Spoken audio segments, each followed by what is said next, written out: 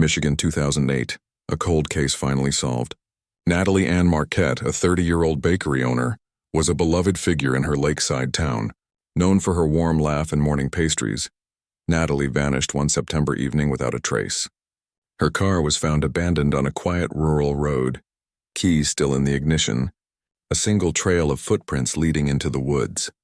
Despite exhaustive searches, mounting community pressure, and even whispers of misconduct within the department, the case went cold. For years there were no answers, only heartbreak. But now, over a decade later, a stunning DNA breakthrough and a shocking arrest have brought the truth to light. Before we begin, drop a comment with your country and the time right now. In the heart of a small Michigan town bordered by Lake Huron's calm blue waters, there was a bakery where the scent of cinnamon and fresh bread drifted through the streets before the sun had fully risen. The bakery was called Sweet June's, and it was run by a woman whose presence warmed the town just as much as her pastries did. Natalie Anne Marquette was 30 years old, with soft eyes that crinkled when she smiled, and a laugh that customers often said lingered like sunshine. The bakery, named after her late mother, was her pride and legacy. Each morning, the bell above the door chimed with regulars, teachers, truck drivers, high schoolers, and retirees, greeted by the familiar sight of Natalie in her flour-dusted apron, her hair pulled back, a mug of black coffee in hand. Natalie wasn't just a business owner. She was a fixture of the community. She knew birthdays, allergies, and how to spot when someone needed a free muffin, and a quiet conversation more than anything else. Her impact rippled out quietly, delivering cookies to nursing homes, sponsoring bake sales, slipping bread to the unemployed without charge. She lived in a modest 2-bedroom house with her elderly father, Harold, a retired electrician whose health had declined in recent years. Her younger brother, Evan, lived nearby and often helped with deliveries and repairs around the bakery. After their mother's death from cancer, Natalie had become the emotional glue in the family, balancing grief with resilience, mourning with motion. To the outside world, she appeared fulfilled. She'd never married, but not from lack of interest. She'd once dated a man from Alpena, but it hadn't lasted. Rumors said she preferred the simplicity of small-town life over the entanglements of complicated relationships. She often joked, "My heart's already full, with coffee, dough, and the people who walk through that door." Locals recall Natalie as someone who lit up early mornings. Her hands always moved, kneading, frosting, folding, but her attention was sharp. If someone cried in her shop, she offered space. If someone laughed, she amplified it. She had become, in many ways, the beating heart of the town. There were no signs of trouble. No rumors, no fear in her eyes. Her schedule was a rhythm everyone came to count on. The lights at Sweet June's flicked on at 4:30 a.m. The last tray pulled from the oven by 9 and the doors closed around 3 p.m. After that, she'd visit her father, walk along the lake, or attend local fundraisers. It was a peaceful loop, but it's often in the stillness that the first crack appears, silent, unnoticed. One friend would later remember a strange moment weeks before Natalie disappeared. Natalie paused mid-laugh at a birthday party, glancing over her shoulder as if she felt watched, but she quickly brushed it off, claiming she was just tired. No one imagined anything sinister. In towns like this, where people leave their doors unlocked and their hearts open, it's easy to forget that danger doesn't always arrive with noise. Sometimes it waits in the quiet, slipping between the seconds of daily life. That September, Natalie baked her last batch of cinnamon rolls, wiped down the counter, and turned the sign to closed. No one knew it would be the last time they'd see her. What could possibly tear someone like Natalie from a life so full of purpose and love? Thursday, September 11, 2008, began like any other day in the town of Marquette. The morning air was cool and crisp, with a hint of fall threading through the late summer breeze. Natalie Marquette arrived at Sweet June's early as usual. By 6 a.m., the ovens were on and the first batch of cinnamon rolls was rising. Customers trickled in, offering their usual greetings, smiles, and stories, but something was different. Natalie seemed preoccupied. Not distraught, just quiet. A few noticed it. She smiled, but it didn't linger. She moved through her tasks like someone watching the clock. Around 1:30 p.m., she told a regular customer, a retired teacher named Mrs. Crowley, that she had to run an errand and would be closing up early. She didn't offer more, Natalie locked up the shop by 2 p.m., earlier than usual. That was the last time anyone reported seeing her. By evening, Natalie's phone went unanswered. Her brother Evan sent her a text, no reply. Her father called around 6 p.m., nothing. It wasn't like her to disappear even for a few hours. By 9 p.m., Evan was driving through town, checking her usual haunts. The grocery store, the lakefront, a friend's house. No sign of her. At 6:45 the next morning, a county deputy responding to a passerby's report found Natalie's white Honda Civic pulled off a desolate stretch of gravel road about 10 miles outside town. The road, known to locals as Clearview Trail, wound through dense forest and wasn't a typical route for anyone heading anywhere. The car's engine was cold. The driver's door was ajar. Natalie's purse sat on the passenger seat, her wallet still inside, untouched. Her phone was gone. So were her keys. And then there were the footprints. A single pair of prints led from the driver's side of the car into the woods. They stopped about 50 yards in abruptly. No return path. No signs of a struggle, as if she had simply vanished. Within hours, law enforcement cordoned off the area. Drones and helicopters scanned the forest canopy. K-9 units scoured the underbrush. Volunteers combed the woods shoulder to shoulder. Flashlights cut through the dusk. The town came together with a determination fueled by disbelief. But as night fell again, they had nothing. No clothing. No broken branches. No cries for help. Just silence and the lingering echo of Natalie's absence. The town turned frantic. Flyers with Natalie's photo appeared on shop windows, telephone poles, and church bulletin boards. The image, a candid shot of her behind the bakery counter, smiling and flower-streaked, became burned into the community's collective consciousness. Local businesses offered rewards. The town organized vigils. News crews began arriving. For the first time in years, national attention focused on Marquette, but not for reasons anyone wanted. And then came the rumors. Some whispered she'd run away, that maybe she'd grown tired of the small-town life. Others speculated about secret relationships, debts, or threats. A few claimed to have seen a man in a dark hoodie watching the bakery days before, but there were no facts. Just fragments and fear. Police assured the public they were following all leads. But days passed. Then weeks, and the search began to feel more like a ritual than a rescue. The bakery remained closed, the windows dark. A vase of wilting sunflowers sat by the door. Sweet June's, once the heart of the community, was now a haunting reminder of what had been lost. Natalie Marquette, the woman who had touched so many lives, had simply disappeared. What did investigators uncover in those early, frantic days, and why did it all lead nowhere? 14 days after Natalie Marquette vanished, the town of Marquette was holding its breath, clinging to fading hope. Search teams had scaled back. Leads had slowed.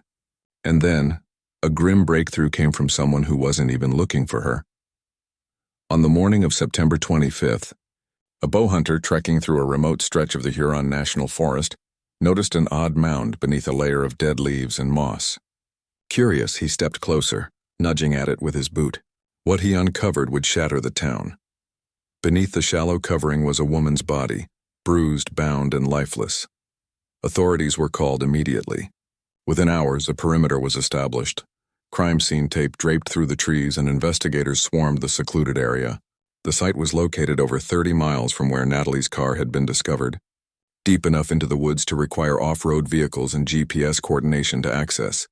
The victim was soon identified: Natalie Anne Marquette. The details were devastating. Her wrists were tied behind her back with coarse rope. Her throat showed signs of manual strangulation.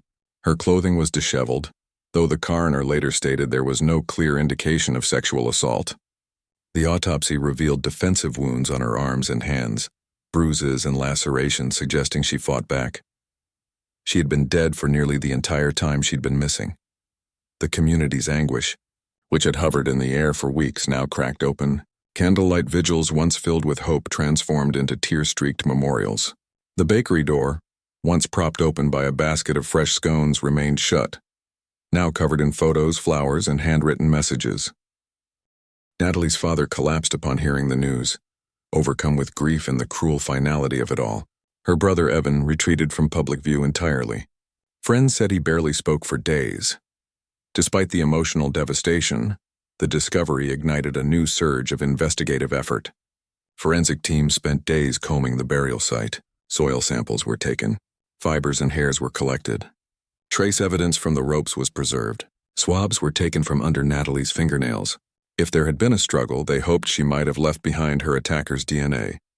Yet strangely, there were no signs of a struggle near the burial site itself. No dragged footprints, no broken branches.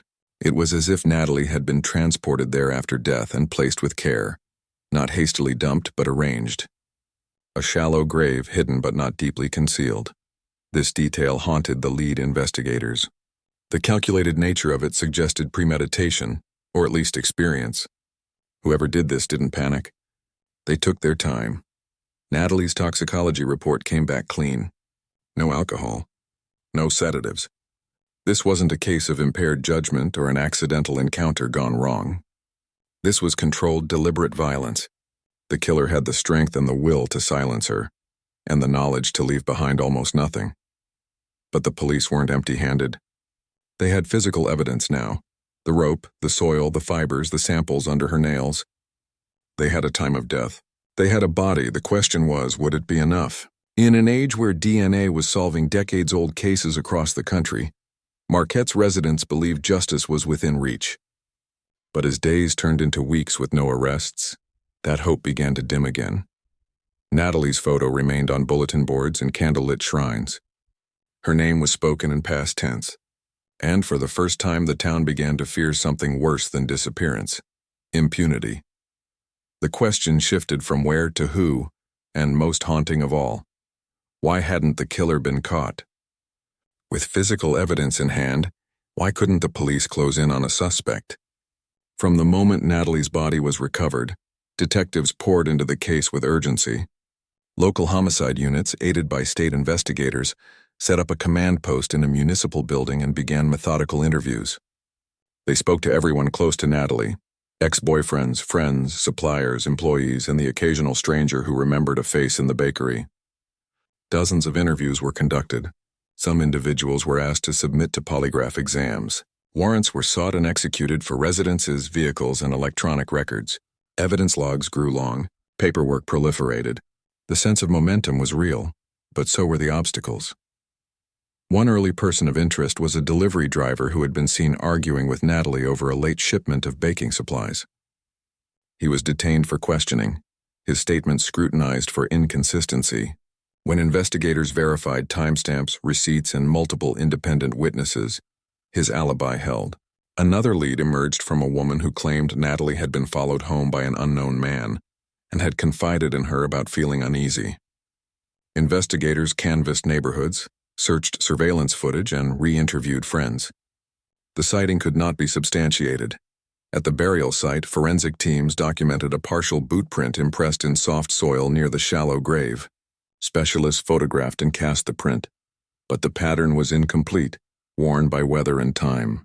Local shoe manufacturers and retailers were consulted. The print returned no matches in national databases.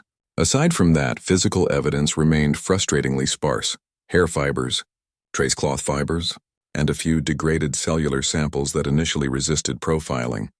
As inquiries broadened, tensions surfaced. Detectives from competing jurisdictions clashed over control of the investigation. Paper trails were misfiled. Chain of custody logs showed gaps. Items labeled for analysis were misplaced in storage. In small towns, where resources are limited and relationships intertwined, procedural missteps can have oversized consequences. Rumors, some grounded, some speculative, swirled through the community. Whispers about mishandled evidence and bureaucratic bickering fed fervent online discussion and fueled distrust. Community trust, once robust, began to erode. Town meetings grew heated. Questions aimed at police leadership multiplied. Was the evidence properly logged? Were all leads being pursued? Critics pointed to delays in forensic testing and the lack of clear updates. Family members demanded transparency. Natalie's father retreated from public life, slamming doors on reporters. Her brother Evan, wounded by grief and disillusionment, left town to stay with a friend out of state. Investigative momentum slowed. Leads that might have been fresh deteriorated with time. Witness memories blurred. Possible suspects moved away or died. Forensic samples languished in lab queues, delayed by backlogs and limited funding. What began as a highly visible hunt tapered into a slower, paperwork-driven slog through files, subpoenas, and follow-ups that yielded little. The case shifted from frantic fieldwork to an archivist's task, sorting, recataloging, hoping a missed note might become relevant. Yet even amid apparent negligence or ordinary human error, some asked a harsher question. Had someone deliberately impeded the probe? Had relationships and small-town loyalties created blind spots that protected a suspect? In communities where former acquaintances become jurors, employers, or in-law relations, conflicts of interest are an ever-present threat. Internal reviews were promised. Meetings were held. A few officers were reassigned. But public reassurances rarely erase the sting of delay. Detectives grew weary. Small victories were suffocated by administrative delays. A dedicated cold case advocate from a neighboring county volunteered to review files, finding inconsistencies that begged for re-examination. Grassroots investigators, neighbors, retired officers, and true crime bloggers kept the story alive online, pushing for renewed testing and public accountability. Yet for every new voice, the official record remained stubbornly unmoving. The investigation, for all its early energy, staggered in the months that followed. The town's grief hardened into skepticism. Vigil candles burned alongside accusations. Friends who had once expected swift justice now kept their distance, fearful of being drawn into an expensive, exhausting fight for answers. What caused the case to slip through the cracks, and was someone truly intentionally burying the truth? By the summer of 2010, just 2 years after Natalie Marquette's murder shocked the quiet community of Marquette, Michigan, the once urgent investigation had drifted into a numbing stillness. The yellowed flyers, once plastered to storefronts and telephone poles, had peeled away. Her smiling face, once a rallying symbol for justice, became an uncomfortable memory. People stopped asking questions. The momentum was gone. The bakery, Sweet June's, sat vacant for months before being sold to a new owner who remodeled it and changed the name. The comforting smell of cinnamon rolls no longer drifted down the street each morning. That chapter had closed. Natalie's absence became something people lived with, like a permanent shadow cast across the town square. The police department quietly transferred the Marquette file to the cold case unit, a section that existed more for optics than action. With limited funding and a small team, the case slipped into an abyss of manila folders, unprocessed evidence kits, and fading interest. Officers who had once pounded pavement for leads were reassigned, promoted, or retired. The energy was gone. The urgency faded into procedural limbo. Natalie's father, Harold, never recovered from the loss of his only daughter. His health declined steadily. In 2013, he passed away after a short illness. At the funeral, Evan Marquette stood beside his father's casket and delivered a brief, heartbreaking eulogy. "They took her," he said to a silent congregation, "and they got away with it." The words lingered in the air, unresolved and bitter.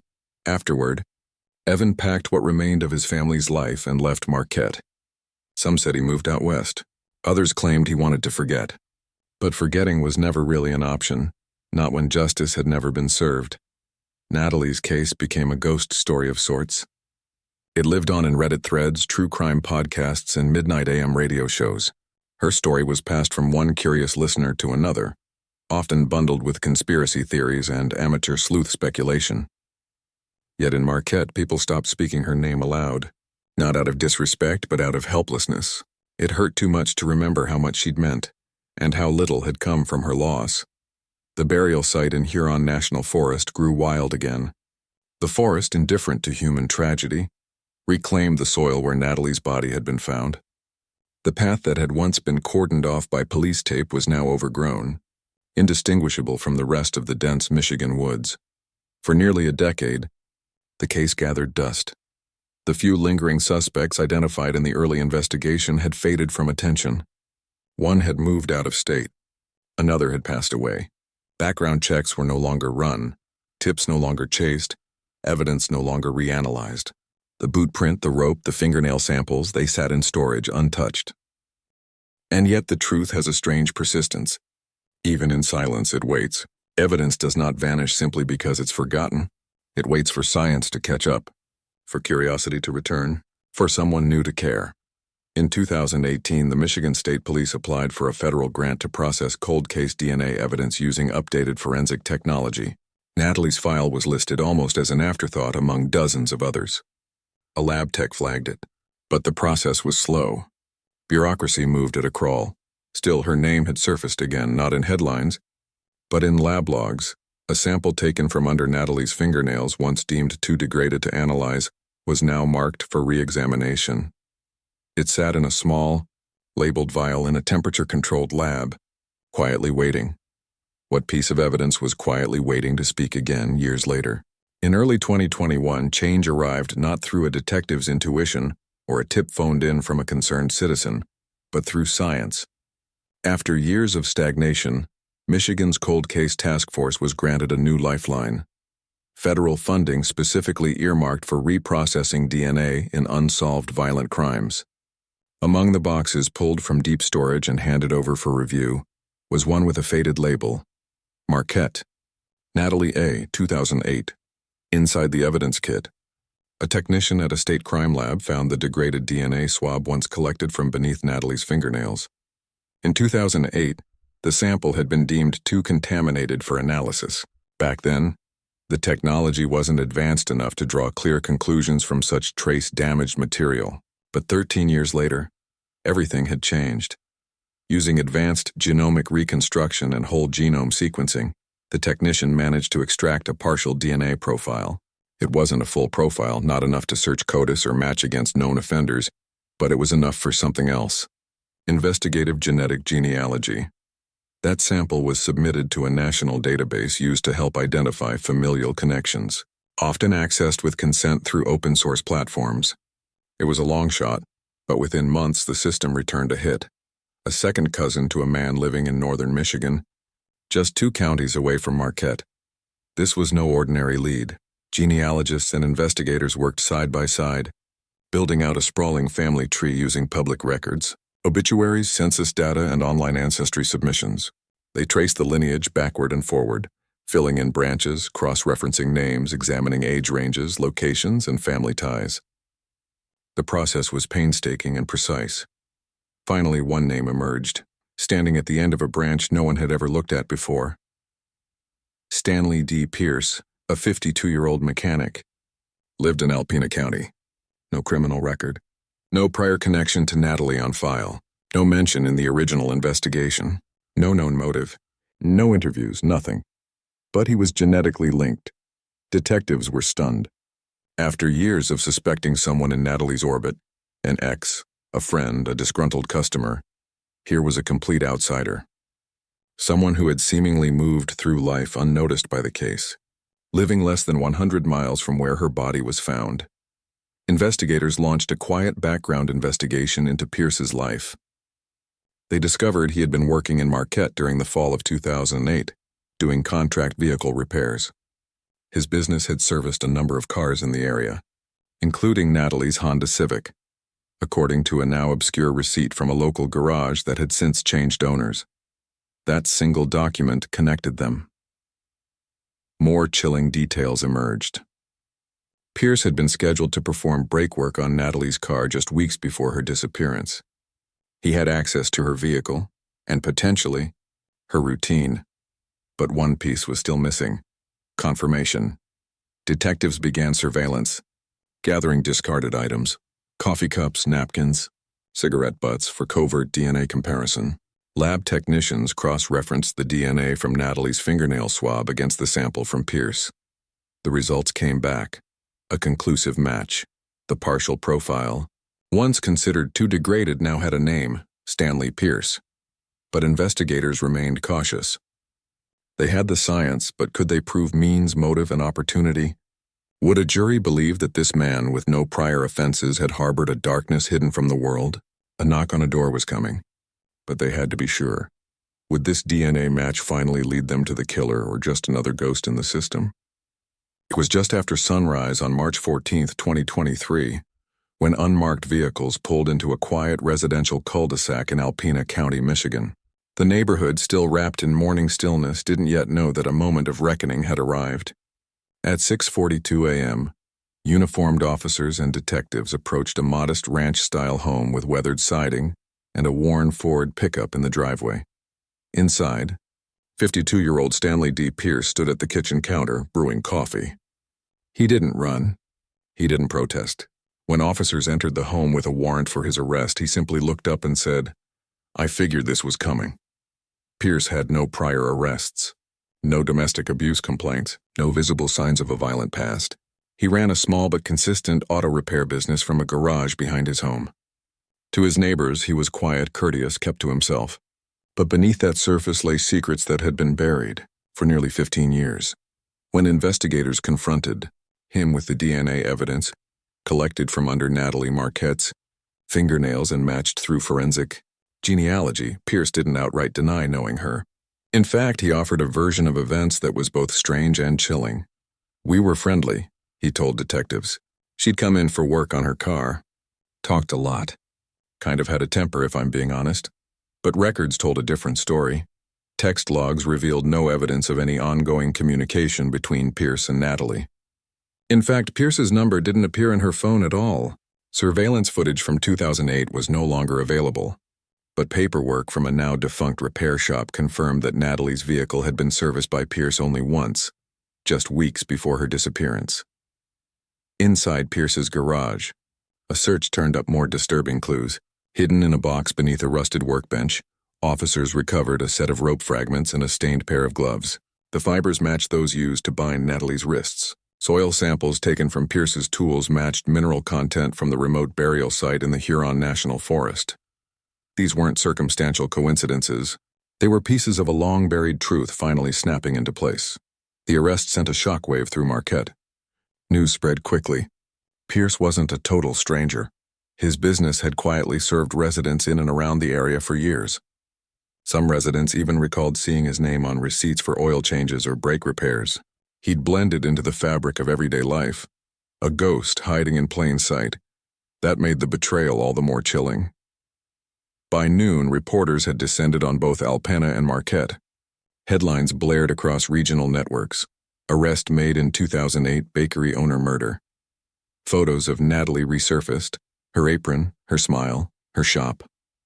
Vigils were held that evening. Dozens gathered at her grave, many bringing flowers, others simply standing in silence, letting the moment settle. For the first time in 15 years, there was movement. Real movement. Pierce was formally charged with first-degree murder and kidnapping. The prosecution would allege premeditation, asserting that Pierce had targeted Natalie after servicing her car and used his knowledge of her routine to ambush her.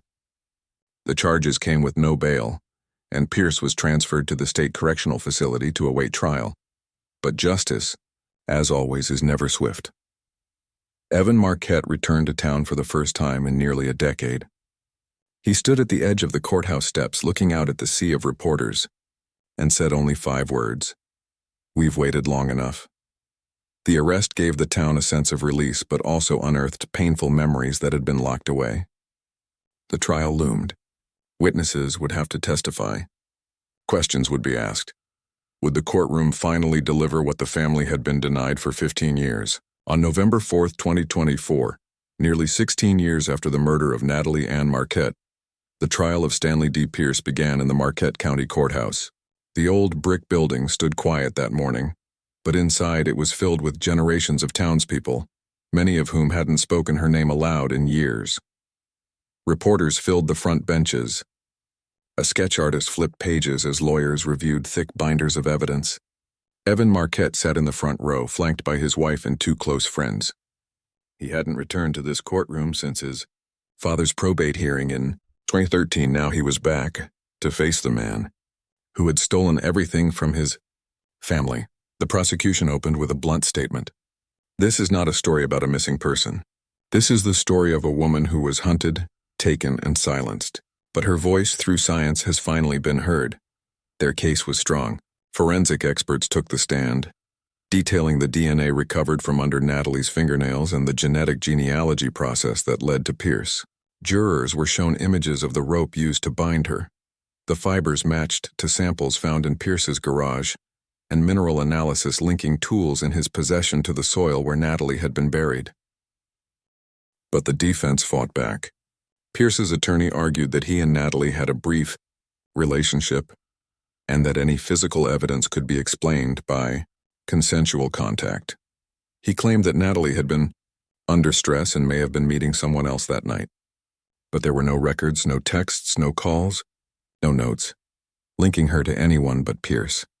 The most emotional moments came during the testimony of Natalie's friends, who painted a stark picture of her final weeks. One recalled Natalie mentioning a man who made her uncomfortable, someone who stared too long when she brought her car in. Another testified that Natalie seemed unusually anxious in early September, double-checking locks, leaving work early, declining social invitations. Then came Evan, called to the stand on the fourth day of the trial. His voice trembled as he described Natalie's last text message. "I'll stop by after this. Shouldn't be long. The visit never happened." That text, he said, became a timestamp he'd never forget. "That night rewrote our lives," he told the court. "I kept thinking, what if I'd called her 5 minutes earlier?" The defense cross-examined him gently, but his grief was unshakable.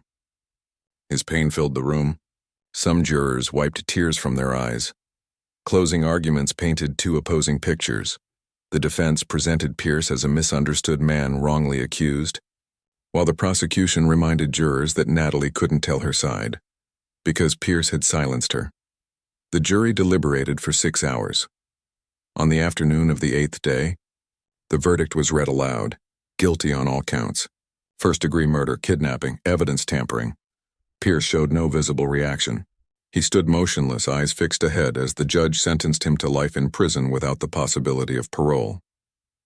Applause broke out, not of celebration, but of exhausted relief. But as the crowd dispersed, another discussion began to simmer. How had this case gone unsolved for so long? Why had it taken 15 years, evolving forensic science, and a federal grant to uncover what should have been found sooner? The trial became more than a verdict. It became a referendum on the system that failed Natalie for so long, on the backlog of untested rape kits, the underfunding of cold case units, and the weight of bureaucratic inertia.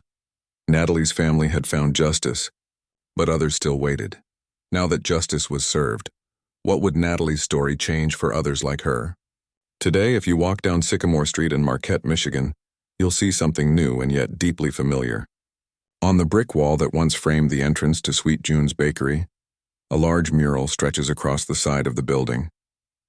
It depicts Natalie Anne Marquette as she was remembered, apron on, hands in motion, sunlight in her smile. Around her, painted ribbons swirl with phrases like "never forgotten," "justice found," and "persistence changes everything."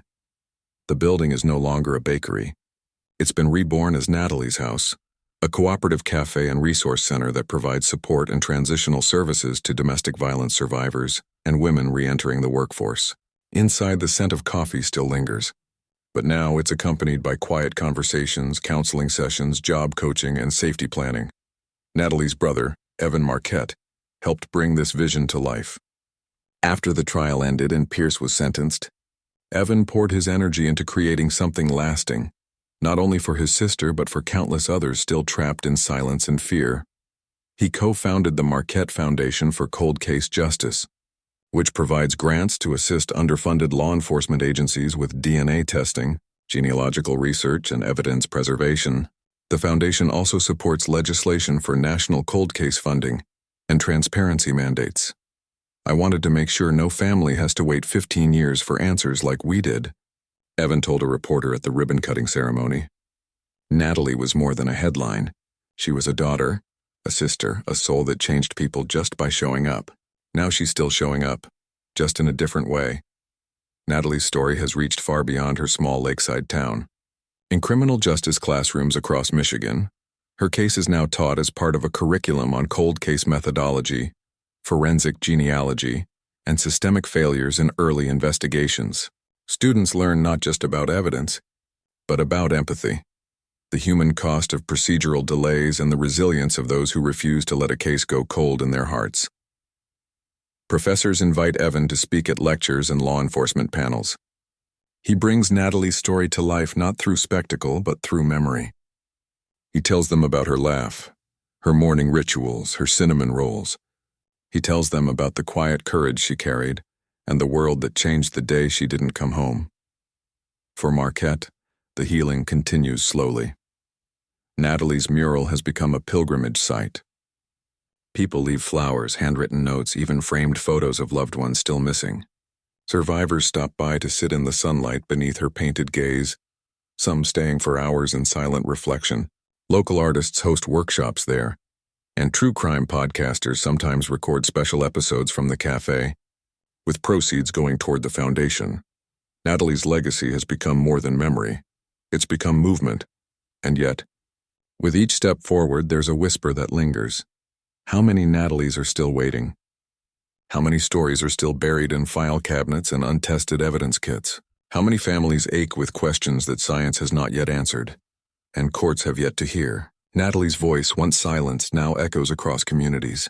Her case reminds us that the passage of time cannot erase truth, that even in cold cases, warmth remains, in the people who refuse to forget, in the systems we fight to fix, and in the legacies we choose to build. Her light continues to guide others home. In remembering Natalie, how many other voices will finally be heard? Natalie Anne Marquette's story is one of warmth extinguished far too early, but not without purpose. Her 2008 murder stunned the quiet Michigan town she called home, leaving a shuttered bakery, a grieving family, and a lingering void in the heart of a community that once woke up to her smile and cinnamon rolls. For years, the case remained frozen in uncertainty, with evidence buried under bureaucracy and a killer hidden behind a facade of normalcy. But time did not erase the truth, and science, paired with persistence, finally brought Natalie's voice back to the surface. A single degraded DNA sample, once dismissed as unusable, became the key that reopened everything. That breakthrough, unlocked through advanced forensic genealogy, traced a line to a man who had escaped scrutiny for over a decade. Through determined investigation, courtroom testimony, and unwavering love from her family, the silence around Natalie's death was broken. Her killer was named. Justice was served, and her story now stands as a beacon. Natalie's legacy reaches far beyond Marquette. It lives in the laws being written to reform cold case funding. It breathes in the victims whose families now know they aren't alone. And it flourishes in the foundation that bears her name, pushing forward the science and advocacy needed to prevent more names from being forgotten.